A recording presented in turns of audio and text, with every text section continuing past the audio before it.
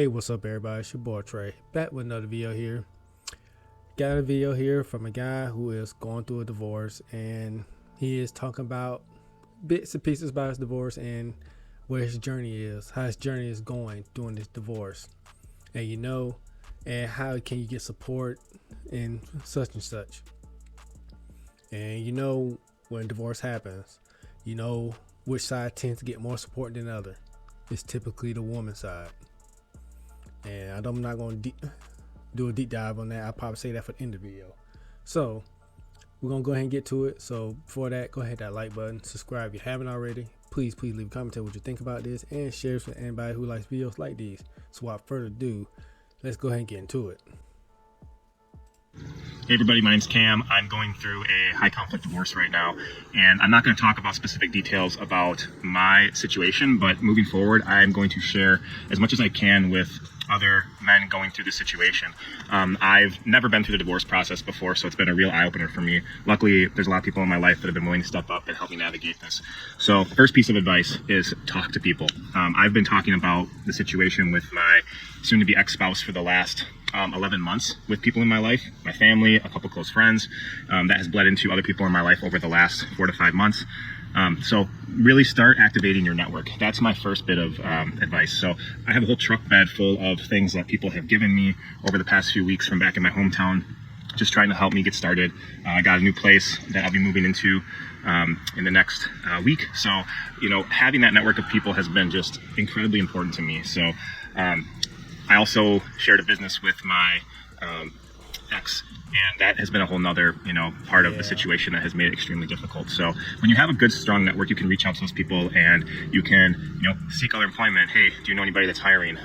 In my situation, I just need a stable job outside of the business. So it was really good to have that network of people to tap. They've been super helpful. Do you need help moving? What do you need? Send us a list of things. So talking about your divorce or potential divorce might seem taboo or might feel really uncomfortable because it does feel like failure. And for me, I have spent a lot of time the last few years really trying to, work on my marriage, save my marriage, grow my business, perform better as a man, with CrossFit and working out and running and doing some, what I would call, high level activities. And admitting that you're going through the divorce process is a hard thing to do, and it's a hard thing to talk about with other people because you've, created this version of yourself to the world. People might think everything's okay, everything looks good from the outside, when in fact it's just complete chaos and turmoil. So talk to your people, build your tribe, find your peace in the chaos, and those people will help you do that. I'm gonna pause it right here real quick before he gets to this next thing. Yeah, that is very sound good advice. Get a good network of support, because most of the time when guys who are that's going through a divorce,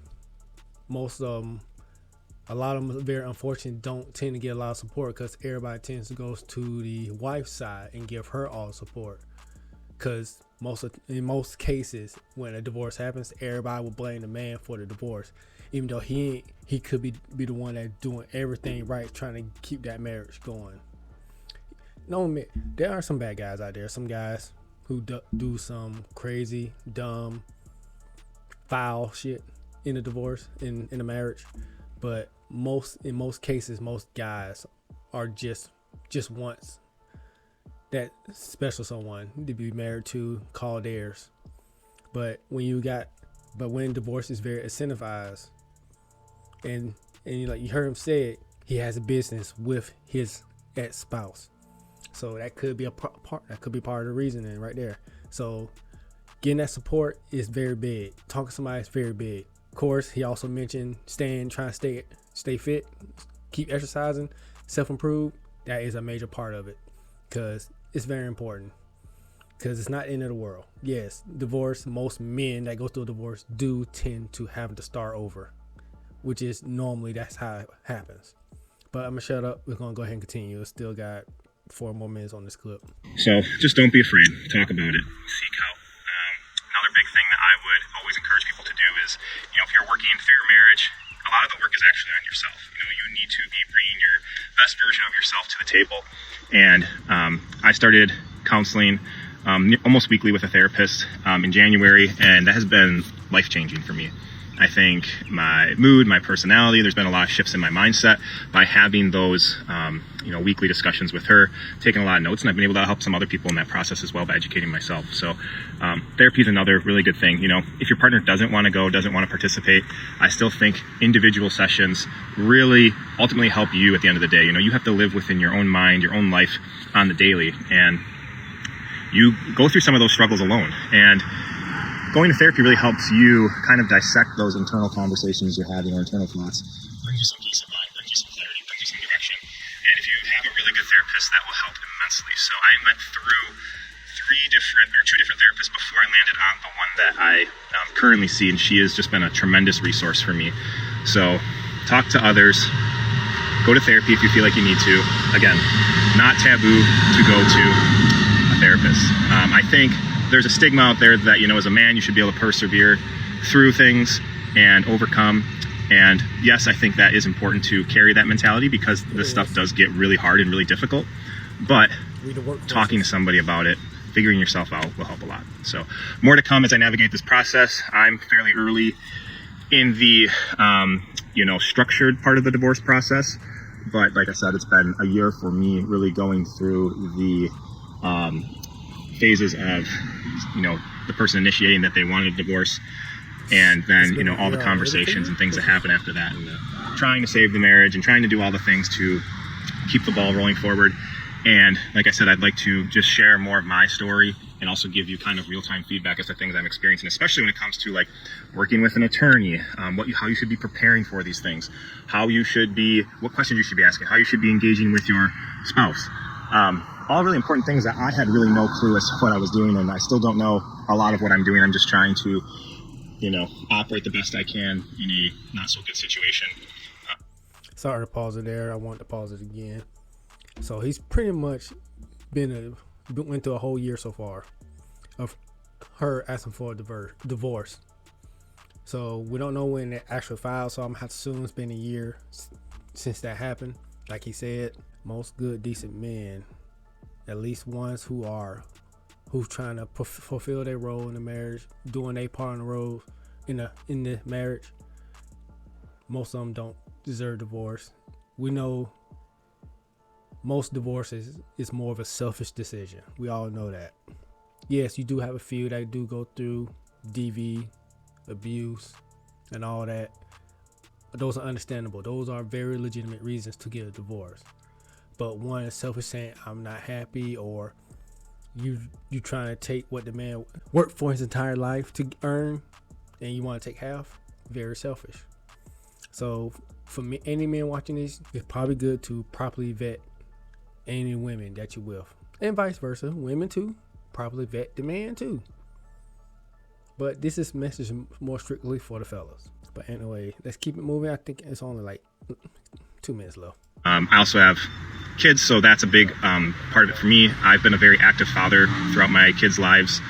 I have friends, family, photos, everything to support that. I love spending time with my children. They love spending time with me. So, that really becomes the forefront issue, I think, for most fathers, is you want to spend time with your kids. If you're a good dad, you're going to want your kids. And unfortunately, I'm not sure if the court system really is set up to really cater or, help fathers out. So I think a lot of times that. Nope, the court system is not made to cater to fathers. It's made to cater to the mother. 90% of the time, when it comes to child custody, it always goes to the mother. No matter how good that father was. 90% of the time, the mother gets custody and child support. That there are bad fathers out there, and there are fathers that just want to disengage and don't want to fight for their kids or fight for their family because they feel like they've been raked over the coals. And rightfully so. It's okay to feel those things, but I think if you're a good dad, custody just becomes front of mind. So at the end of the day, I think most of us just want to raise our kids. We want to be a positive influence in their lives, and we just want to support them. When you're a good dad, really your life is about supporting and creating a good environment for your family. So, and just because you're going through a divorce doesn't mean that you can't still do that, or you should give up the need or desire to want to do that. So again, I'll have some more updates as my story unfolds. I'm going to try to do every few days, just teach you guys about the process. Not really, again, I'm not trying to shine a light on my situation, but I'm just trying to share what I'm learning, empower other men to overcome and conquer, get through this. It's going to be a phase of life. It's going to be bumpy, sticky, messy, but you can do it, especially with a good support group. and good people around you, and defend your character to the end. That's that's one thing that I'm carrying with me through this, is that people's perception of your character are going to change, but you know who you are at the end of the day. Defend that character to the nth degree, and just show people the man that you are. Be there for your kids as much as you can, and hopefully good things will come of that. All right, that's the end of it. I'm glad he said at the end, protect your character, because we know a lot of men that goes through divorce, their character get raked through the mud. Defamation of character, because that's one tactic a lot of women in divorce do, just so they can get everything they want in the court. Alimony, child support, custody of the kids. There's too many women that does that. I'm not saying all of them will do that, but there's too many that will do that. And men will, that's one of the reasons why men don't want to get married in the U.S. now. In the West, I'm just going to say the West. That's just how it is. I'm glad he mentioned that. And like I said in the beginning, most men don't have that support when they're going through that divorce. Most of these men suffer in silence and alone. It's like that sometimes, because guess what? The ex-wife in most cases, has a tendency to turn everybody close to him against him in that divorce, which where that defamation of character come in at. Everybody turns against him, and he has to start all the way over with no support, no nothing. And with the whole thing with therapy is a double-edged sword. I'm not saying therapy can be bad. Therapy can be good. It depends on the therapist you get, because that matters. If you got a therapist that understand men's issues, that's good. That's gold. But if you got one I hate to say this, if you got a feminist therapist, that's gonna make it worse, very worse. But if there's anything you think I might have missed, please let me know in the comments. That would be helpful, because I think I hit everything I need to hit. I'm pretty sure I'm missing something, and I will try to see if I can find if he made a follow-up video. I will try to look for that. So you made it to the end. If you haven't already, go ahead and hit that like button. Subscribe if you haven't already. Please leave a comment, tell me what you think about this video, his situation, and my commentary, anything, and share this with anybody, to any man that probably need to hear this, that might be going through the same similar situation. So that's enough for me. I'll catch you on the flip side. Y'all have a good one, and peace.